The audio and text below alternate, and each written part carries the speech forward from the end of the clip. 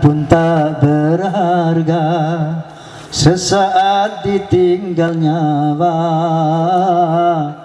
Anak istri tercinta, anak suami tercinta, tak sudi lagi bersama.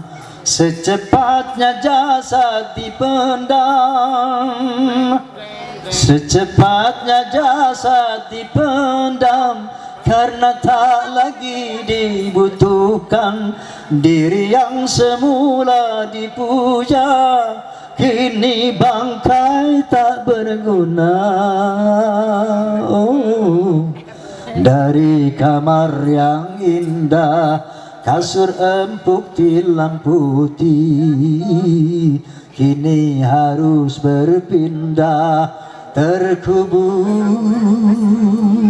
dalam perut bumi. Betul.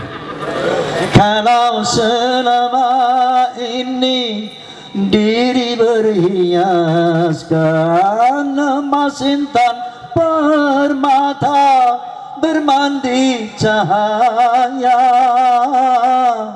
tetapi kali ini di dalam kuburan gelap pekat mencekam, tanpa seorang teman.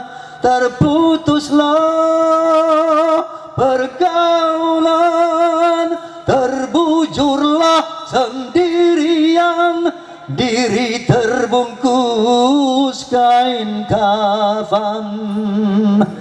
Wajah dan tubuh indah yang dulu dipuja-puja, kini tiada lagi orang sudi menyentuhnya.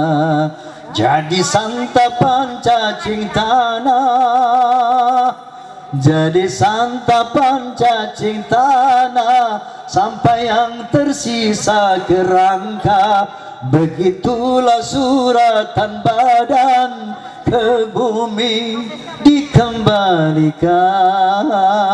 Oh, kebanyakan manusia terlena sehingga lupa bahwa maut kan datang menjelang.